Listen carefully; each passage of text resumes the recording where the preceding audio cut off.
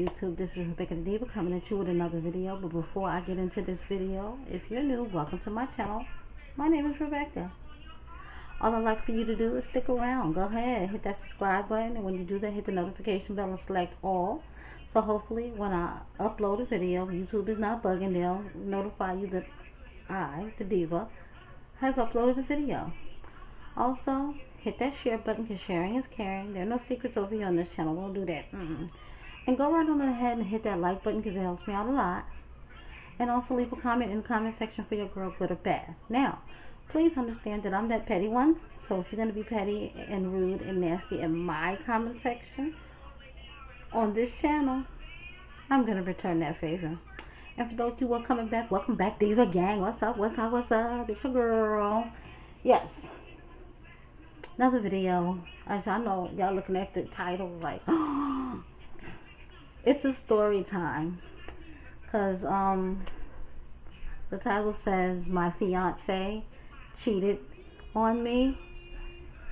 But there are no rings on his finger. I don't have a fiance. I have a boyfriend. But I don't think he would dare cheat on me. This is something that happened to me, true story. Happened to me back when I was in college, living in the dorms and all of that. I'm just going to jump right into the story because I don't really want this video to be too long and drawn out. But if you don't know, I'm from New York City, born and raised. I'm a Brooklyn girl. So, when I graduated from high school, I had went to community college for like, I think a semester, maybe 2 semesters. And for those of you who may be watching from Brooklyn, I used to go to Kingsborough Community College, okay? That's the school first college I ever went to. Like I said, I went maybe like 2 semesters. Then I got a scholarship to run track, okay? And like I said, for those of you Brooklyn, y'all know downtown Brooklyn, Long Island University, Brooklyn campus. That's where I transferred to because they offered me a scholarship to run track. Yeah, Miss Thick Girl right here used to be on the track team, and I was a sprinter, and I was very good at it. Thank you very much. So, set the mood here. 1990, okay? Just to show you how old I am. I will be 50 years old in November, okay?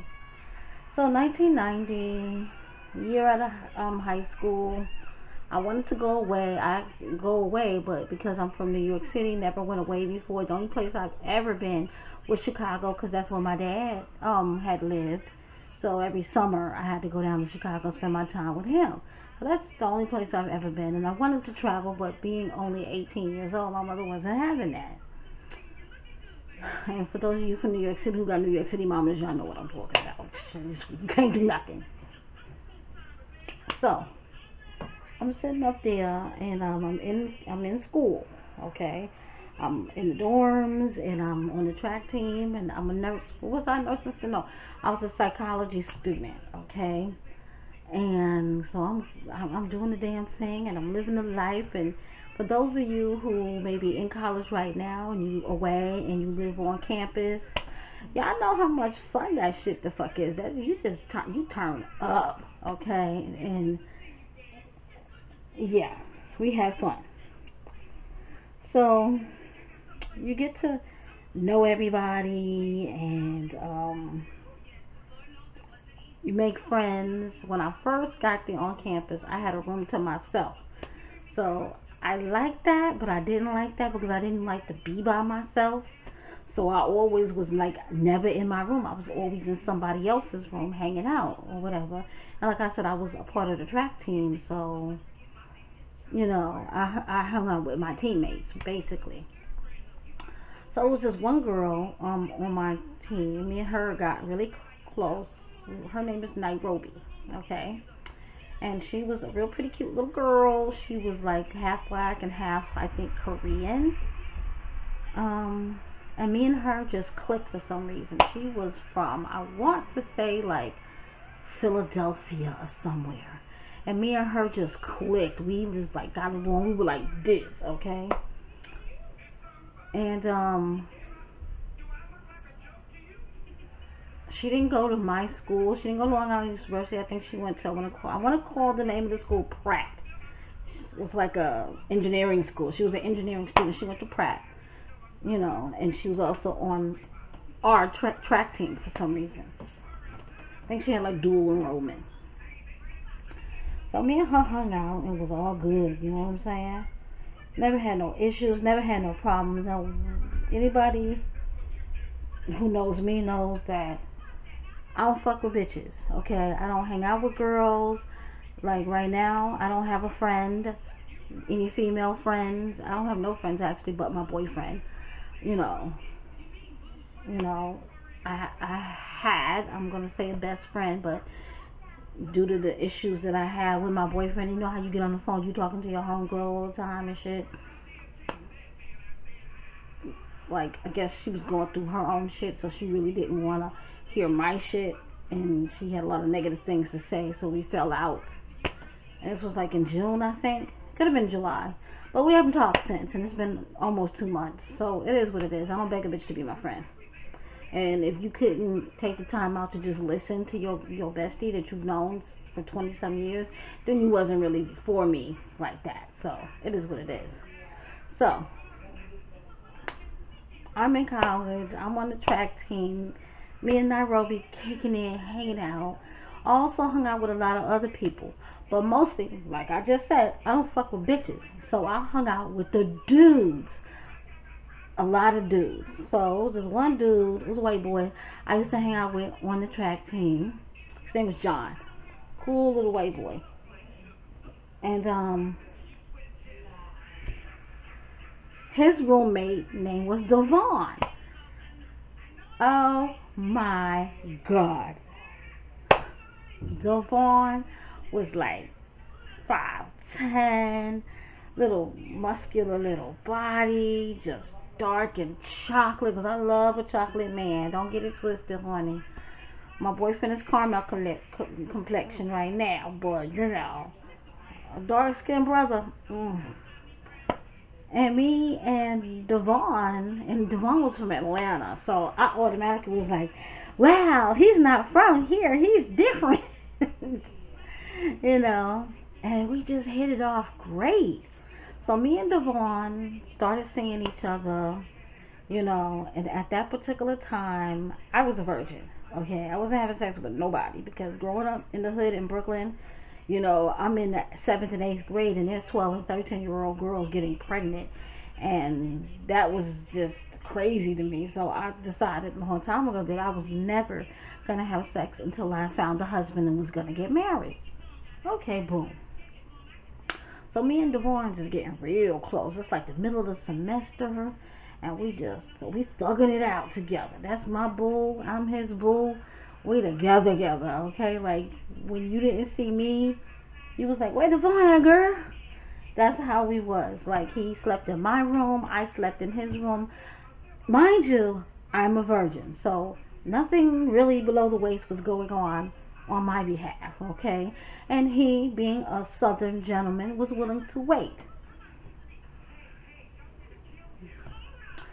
And like I said, track team, Nairobi, that's my dog. That's my dog. And she's always with us. She was like a third fucking wheel. But this was my teammate. This was my girl. We were together all the time. We all, the three of us, just all hung out. And then that semester ended, the winter semester started, so a lot of people would go home for winter semester, and a lot of new students would come in. So winter semester was like right after Christmas, like January. So the Three Musketeers became the Four Musketeers because Devon had a friend, well, he got a roommate. Dude was gay. His name was Terrell, but he was cool as fuck, you know what I'm saying? So we all just, we was chilling, you know, doing the damn thing, young. At this time, I'm 19. We all just chilling, having fun, being college students, going out to the clubs. You know, back in the day, I don't know, because I haven't been in New York since, like, the towers fell. Or back in the day, we would go to the Village, we would go to Webster Hall, we would go to the Palladium, like all of the clubs, you know. We go to the fucking Caribbean clubs. We just partied our asses off, okay? So, me and Devon, still together, still in love. So, come the spring semester starts, and things are just like I said, everything's going great. Summertime comes, Devon leaves, go back to Atlanta, comes back. He only was in Atlanta for like 2 weeks. And I had opted not to go to Chicago that summer because, of course, I'm over the age of 18. There's no custody issues no more. I ain't gotta go. So I told my dad, well, I'll come probably for the holiday time and maybe I can bring my little friend home. So, and for those of y'all with Southern parents, your boyfriend was never your boyfriend. Your boyfriend was your friend, your little friend. And like I said, for those of y'all with Southern parents, y'all know what the hell I'm talking about. So, Devon went to Atlanta. He came back. He was only gone for like 2 weeks, and came back, and we was just chilling because I had to work, and he found a little job, so we were working all summer to get our little change together. And at the end of the summer, right before the fall semester started in '91, this nigga was like, "Oh, I got something for you," and he got down on one knee and he proposed to me. Gave me this nice little pretty ring and everything, and I was overjoyed. I was excited. I'm getting married. I have a fiance. Woohoo! Now, meanwhile, it's still the four fucking musketeers. Me, Nairobi, him, and Terrell. And at this particular point, me and Nairobi are now roommates because we signed up like that. We're still in the track team, and you know how it is when you're, and they still probably do it the same way. All of the athletes kind of like they pawn us all together. So, me and her together, Terrell and Devon are still roommates. We all thugging it out, like I'm saying. We having a grand old fucking time. So, I want to say about October-ish. We're like 2 months into the semester. And Devon started acting weird for some reason. Now, you always can tell, ladies, and this is true to this day, because this is how it used to be with my baby father. A nigga starts acting strange when they cheating on you or they acting weird. And like I said, at this time, me and Devon have never had sex. We was waiting to get married. And I think that's what had prompted him to propose to me so fast, you know. So I was like, what is wrong with him? And then after a week after that, Nairobi started acting kind of weird, kind of like distancing herself from me on the team. Didn't want to hang out. Like whenever I was in the room, she didn't want to be in the room. Like she would always make up an excuse. And then when it was time for me to leave and go to work, then she would want to all of a sudden come in the room. I just thought it was all crazy. So my mother, because mind you, I'm in Brooklyn still, my hometown. I just live not at home, but on campus. My mother had needed me to come home for a day or two to help her with my brother. So my brother was handicapped. He's deceased now, but he was handicapped, you know. And she had to do something, and she needed me to help me with the brother, and his father wasn't around or something. I don't remember, but I went home for like 2 days, and I come back, and I was like, I go to my room, and I'm like, yo, where's Nairobi at? I'm like, where this bitch at? She wasn't nowhere to be found, and we had practice. So I was like, okay, let me find her so we won't be late for practice. And then I couldn't find her nowhere. So then she shows up. So I was like, don't fuck her. I ain't trying to be late for practice and then have to stay after. No, I want to have fun after. So she shows up like 20 minutes late to practice, and she would give me no type of eye contact. I'm like, what in the world is going on? So then we had practice, whatever. And practice was cut kind of short because it was kind of chilly outside. So then I think I went to go hang out with somebody else, because like Devon was hanging out with a bunch of dudes or whatever. So normally when he was with his guy friends, I let him do him. So I was hanging out with some other girls that's on the basketball team, because I had wanted to try out for the basketball team too. So I was like, well, let me get familiar with the females over there. And I hung out with them a lot. And I was, and y'all know how when y'all in school and college, and you just hanging out and you lose track of time. So it was late. It was like all of maybe 10:30, 11 o'clock, and none of us had ate nothing. Cafeteria on campus was closed, so we was like, yo, let's go across the street to Junior's. I was down in Junior's. Hopefully it's still like right across on Fulton Street, I think it was. So we was like, alright, bet, let me go to my room and see if I got enough money, because I had a credit card that my dad had given to me, but it was like I was on punishment with it, and he was like, you need to only use it for emergency purposes only. And I was like, okay, Dad. So I didn't want to use that just to go get, food from Junior's. So I went to my room, and I was in my purse. I ain't had no money. So I was like, let me go find Devon. So I figured he would be in his room because it was late. I go, and like I said, me and him are like this. This is my whole fiance now. We getting married. We making plans to get married, like really soon. I walk into the room. It was dark, and music was playing. So when I flicked on the light, and him and Nairobi are in his bed, all cuddled up, fucking sleep, dead to the fucking world. I was like, the fuck? She jumped, oh my goodness, and like grabbed her stuff and ran out the room. And he was like, yo, let me explain. It's not what you think. I was like, nigga, is you dumb? I'm like, it's not what I think. You're here with my roommate, one of my besties, laid up with her. So how fucking long y'all been seeing each other? And this nigga stuttering, lying. So I was like, you know what? Fuck you. I took his ring. I threw it out. This was like a damn television dramatization. I was like, I'm gonna go find it. Now, mind you, I'm from Brooklyn. So at that particular point, I didn't give a fuck about the track team. I didn't give a fuck about school. I didn't give a fuck about nothing. I was gonna get on that bitch and beat her ass. Period. Found her. She was hiding in one of her other friends' rooms. I yoked this bitch up. I was like, who the fuck you think you are? I ought to kill you. Blah, blah, blah, blah, blah.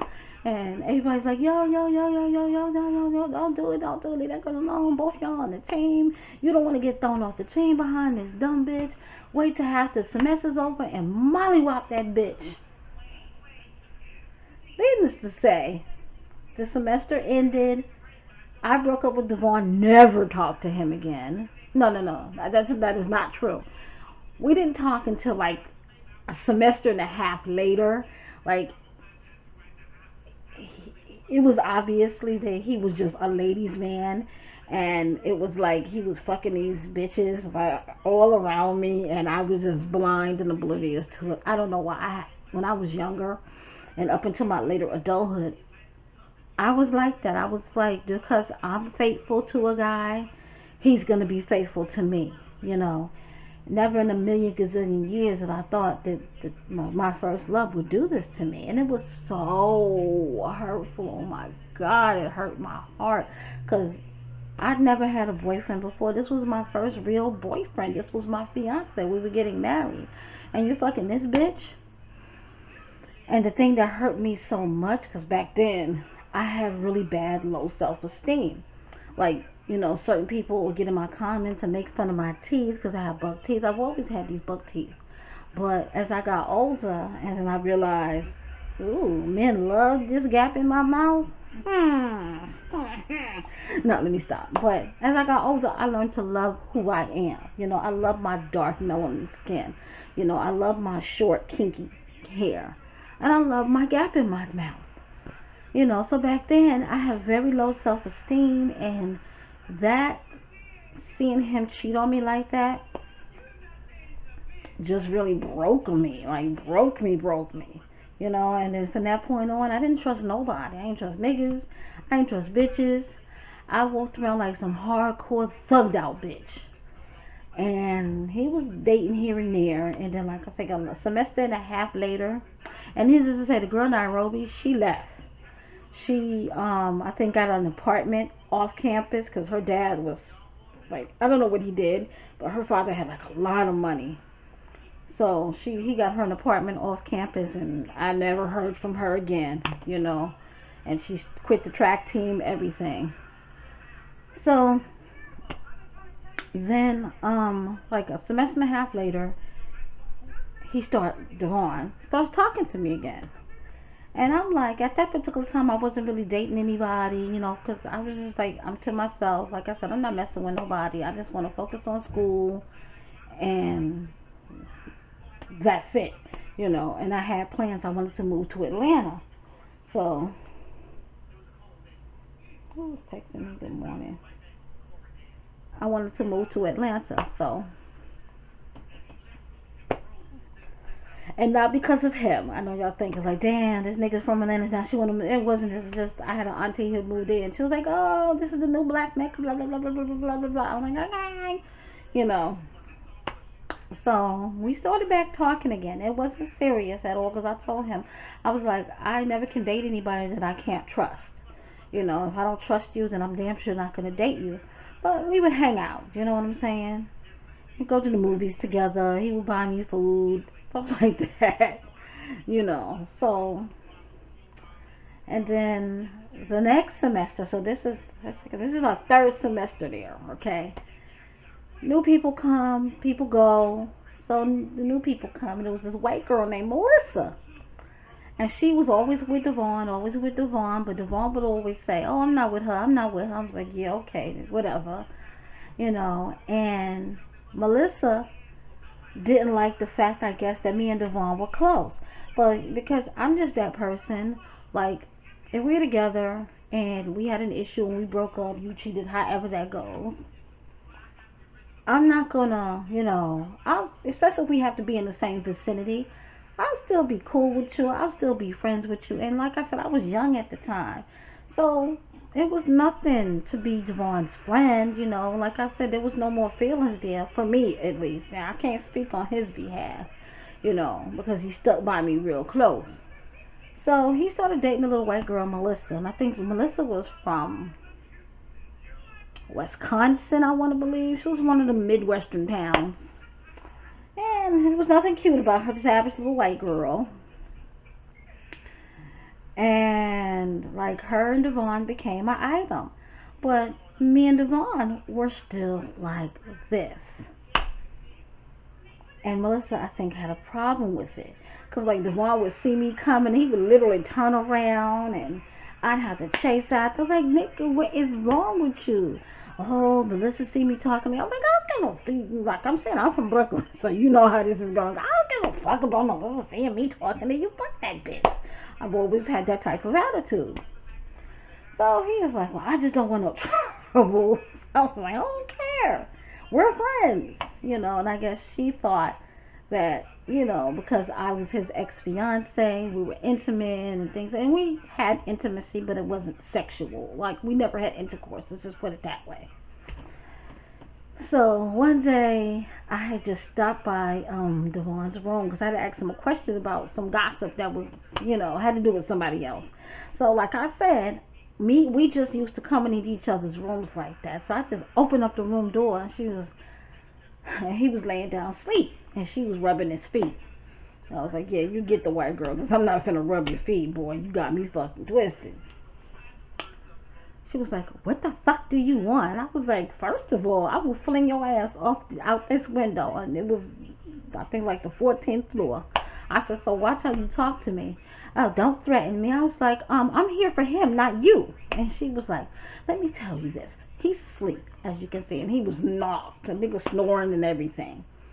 And she was like, I know you don't like the fact that I'm with Devon. I know you don't like the fact that I'm a white girl and I'm with this black man, but he's mine and I don't plan on leaving him no time soon. And I was like, girl, you can have him. He's my friend, but he's also a cheater. So you go right on ahead, girl. And I marched my ass back to my room and he comes in there like 10 minutes later. What happened? I'm like, boy, bye, get out of my face. That's why I say, control your little white bitch before I smack her. He was like, what happened? She's mad. I'm like, and she gonna be mad too. And needless to say, the semester ended and Devon went back to Atlanta, and then I think he later on moved to Alabama, but we never spoke again. Like, honestly, to this day, like, I've tried looking this dude up. I cannot find him nowhere. You know, it's like he's a ghost now, you know. And I'm for sure he's out there somewhere. But, yeah, that was my story of my fiance cheating on me. And it was funny. It was just, I look back at it today because it was a funny story because I was literally so in love with this guy. Like, and he was so sweet. Like, my two baby fathers, there was nothing sweet about them. Okay, let's just say that. They were nice guys and they had their moments, but they weren't sweet. Okay. But that's that story time. I thought it would just be a cute little story to tell, and I've always wanted to tell the story, but it's a better story to tell now that I can get some coins for telling the story. But that's all for this video. Thank you guys for watching. I will be bringing more. I'm probably going to bring another video to you tonight, actually. It's about questions about monetizing your channel. A lot of people was in my comment section from my monetization video, and they want to know how can they get monetized, and these are a lot of people from overseas. So I'm gonna put together a video. I can't promise you that I'm going to release that video because it's 5:30 tonight. I'm gonna try to, but I'm gonna edit this video, post it, and then I'll see how I feel. Still gotta cook dinner, get the kids together, and then I'm gonna see. But until next time, guys, bye.